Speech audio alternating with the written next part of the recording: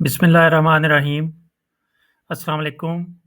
MD CAT past paper MCQ series के topic biological molecules का आज पार्ट 4, जिसमें हम पास पेपर के रिमेनिंग एमसीक्यूज़ को जो है वो डिस्कस करेंगे। स्टार्ट करते हैं। फर्स्ट क्वेश्चन है, dash forms almost 3/4 of the body by weight. A water, B protein, C carbohydrates, D lipids. Correct answer is A water. Water जो है वो ह्यूमन बॉडी का सबसे मेजर कंपोनेंट होता है और 60 to 75% जो ह्यूमन बॉडी वाटर पर जो है वो मुश्तमिल होती है। Next one is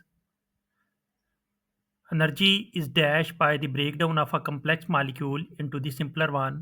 Such reactions are called catabolic reaction. A. Released. B. Consumed. C. Produced. D. Destroyed. Correct answer is A release. Catabolic reactions ऐसे रिएक्शंस होते हैं जिनमें मॉलिक्यूल्स की ब्रेकडाउन होती है और इस प्रोसेस के दौरान एनर्जी रिलीज होती है जिसको कि एटीपी बनाने के लिए इस्तेमाल किया जाता है। Next one is biologically dash plays the key role in maintaining the integrity of the lipid bilayer membrane. A. Hydrophilic exclusion. B. Hydrophobic exclusion. C. Heat of vaporization. D. Specific heat capacity. Correct answer is B. Hydrophobic exclusion.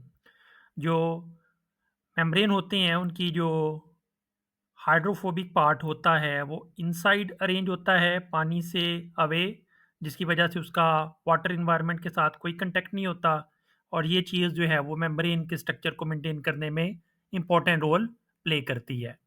Next one is the specific heat of vaporization of water plays an important role in the regulation of heat produce by A reduction, B oxidation, C redox, D none of these. Correct answer is B oxidation. जो oxidation reactions होते हैं इनमें basically जो है वो large molecules टूटते हैं और इससे एनर्जी या हीट प्रोड्यूस होती है और वाटर जो है वो इस हीट को रेगुलेट करने में मदद करता है बाय प्रोसेस ऑफ स्वेटिंग और इससे बॉडी टेम्परेचर को जो है वो मेंटेन करने में मदद मिलती है। Next one is which type of the bond must be broken for water to vaporize?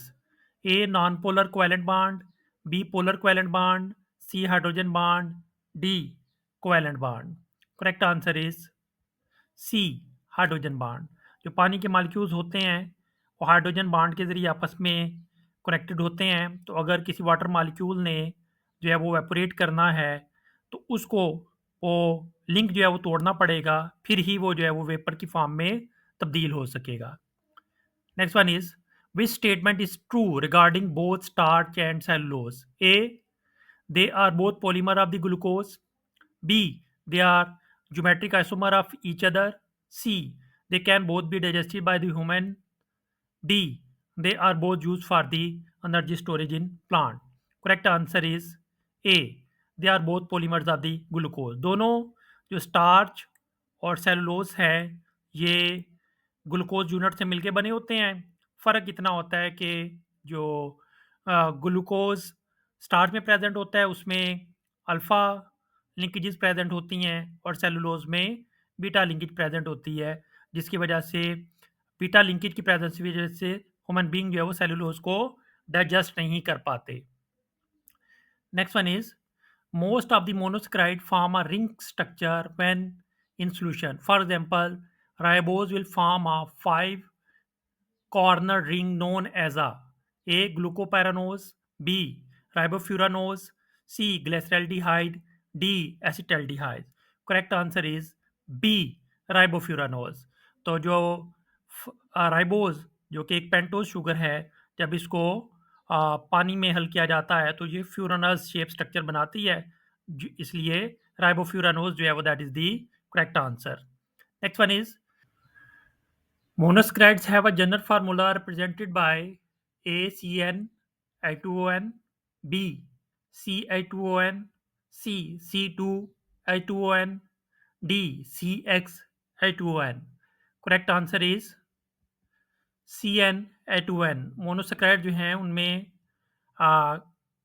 Hydrogen की जो तादाद होती है वो ऑक्सीजन और कार्बन के मुकाबले में डबल होती है।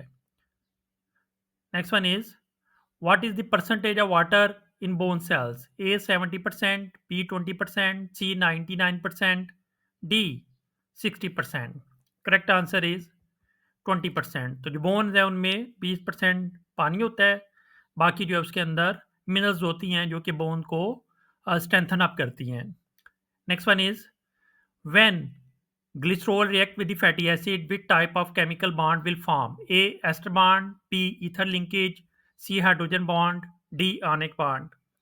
Correct answer is ester bond.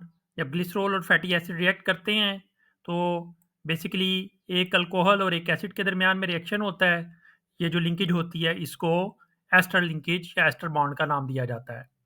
Next one is polysaccharide in the plants are synthesized by the process of A hydrolysis, B oxidation, C condensation, D glycolysis। correct answer is C condensation. तो जो glucose के सब unit आपस में join करते हैं तो वो ग्लाइकोसिडिक बाड के जरिए ज्वाइन करते हैं, और ग्लाइकोसिडिक बाड में दो शुगर के OH ग्रुप रिएक्ट करते हैं, पानी का एक मालिक्यूल जो है वो एलिमिनेट होता है और कार्बन ऑक्सीजन कार्बन लिंकेज बनती है जिसको ग्लाइकोसिडिक बॉन्ड जो है वो कहा जाता है। Next one is which of the following process is involve in the breakdown of the protein into amino acid? A condensation, B hydrolysis, C glycolysis, D fixation. Correct answer is B hydrolysis. तो जब peptide bond टूटता है तो इस process के अंदर जो है वो वाटर का मॉलिक्यूल जो है वो ऐड होता है और उसको ऐड करके पेप्टाइड बॉन्ड की जो है वो ब्रेकडाउन की जाती है। पानी के एडिशन में ब्रेकडाउन हो रही है, इस वजह से ये प्रोसेस जो है वो हाइड्रोलिसिस कहलाता है।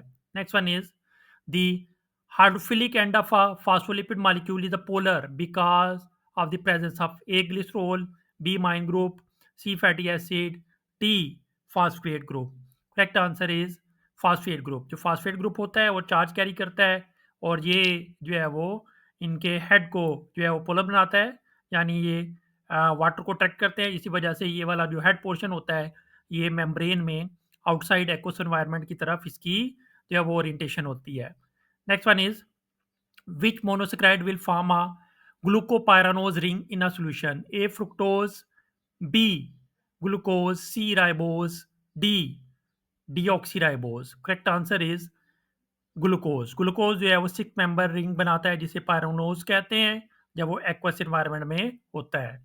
Next one is an oligosaccharide is made up of at least 2 saccharide unit, B 10 saccharide unit, C 3 to 10 saccharide units, D more than 10 saccharide unit। correct answer is A 2 saccharide unit। तो minimum जो है वो 2 monosaccharide unit अगर आपस में मिलें तो वो जो है वो डाइसेक्राइड जो है वो बनाते हैं, और ओलिगोसेक्राइड के अंदर 2 to 10 मोनोसेक्राइड यूनिट जो हैं वो होते हैं। Which of the following is the correct higher left to lower right sequence of the molecule with respect to their amount in the cell? A DNA, ribosomal RNA, transfer RNA, messenger RNA, B ribosomal RNA, transfer RNA, messenger RNA, DNA, C messenger RNA, transfer RNA, ribosomal RNA, DNA, D DNA, messenger RNA, transfer RNA, ribosomal RNA। correct answer is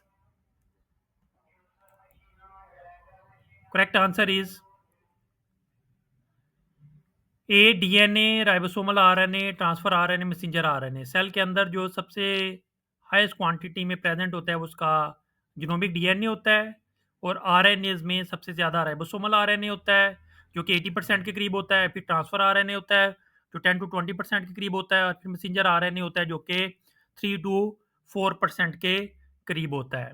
next one is which one of the following biomolecule is a polymer polysaccharide? A sucrose, B pentose, C lactose, D glycogen। Correct answer is D glycogen. Glycogen जो है वो polysaccharide है जो कि बहुत से glucose unit से मिलके बनता है, और एनिमल्स में ग्लूकोज की स्टोरेज के काम जो है वो आता है। Next one is glycoproteins are formed as a result of the combination of A. Lipids and protein, B. Carbohydrates and protein, C. Nucleic acid and protein, D. Fatty acid and carbohydrate. Correct answer is carbohydrate and protein. Glycoprotein उस वक्त बनते हैं जब protein के जो है उनके साथ कार्बोहाइड्रेट जो है वो चेन अटैच होती हैं। Next one is which property of the water helps in moderating Earth's climate and maintaining the stable temperature in the aquatic environment? A. Low viscosity. B. High specific heat capacity. C. High surface tension. D. High polarity. Correct answer is B. High specific heat capacity. पानी जो है उसका temperature जो है वो ना ही तेजी से बढ़ता है ना ही कम होता है, तो ये जो है वो टेम्परेचर को रेगुलेट करने में मदद करता है। Next one is which of the following is the key feature of the RNA? A deoxyribose and thymine, B double standard and thymine, C ribose and uracil, D ribose and thymine. Correct answer is C ribose and uracil. जो RNA के nucleotides होते हैं उनमें ribose sugar पाई जाती है और uracil ऐसी nitrogen space है जो सिर्फ और सिर्फ आरएनए के न्यूक्लियोटाइड में पाई जाती है instead of the thiamine. Next one is which of the following types of the RNA make up the largest proportion of the total cellular RNA? A messenger RNA, B ribosomal RNA, C transfer RNA, D catalytic RNA और ribozymes. Correct answer is ribosomal RNA. Ribosomal RNA जो कि ribosome बनाता है वो सबसे ज़्यादा पाया जाने वाला आरएनए होता है और अप्रॉक्सीमेटली जो है वो सेल के आरएनए का 80% जो है वो राइबोसोमल आरएनए की फॉर्म में होता है। Next one is peptide bonds are important in protein because they A effect the solubility, B holds R group, C links amino acid, D help in releasing oxygen. Correct answer is link amino acid. जो amino acid होते हैं वो peptide bond के जरिए ही एक दूसरे के साथ जो है वो जुड़े होते हैं। तो प्रोटीन जो है वो जो कि अमाइनो एसिड से मिलकर बनी होती है, इसके अमाइनो एसिड जो है एक दूसरे से पेप्टाइड बांड के जरिए जो है वो जुड़ते हैं। Next one is the secondary structure of the protein is stabilized by A ionic bond, B hydrogen bond, C disulfide bridges, D hydrophobic exclusion. Correct answer is hydrogen bond. अब जो secondary structure है चाहे वो alpha helix हो या beta sheets हों, इसमें basically amino acid के दरमियान में हाइड्रोजन बॉन्ड बनता है जो कि उस स्ट्रक्चर को बनाने में रोल प्ले करता है। And the last MCQ is the following is an example of a globular protein? A keratin, B collagen, C haemoglobin, D histone. Correct answer is C haemoglobin. Haemoglobin जो एक tetrameric protein है जो कि 4 chain से मिलकर जो बनी होती है और ऑक्सीजन को ट्रांसपोर्ट करने का काम करती है। तो ये थे जो है वो बायोलॉजिकल मॉलिक्यूल से रिलेटेड पास पेपर्स के तमाम एमसीक्यूज। उम्मीद है कि ये लेक्चर्स आपकी एमडी कैट की तैयारी में हेल्प करेंगे। अल्लाह हाफिज़।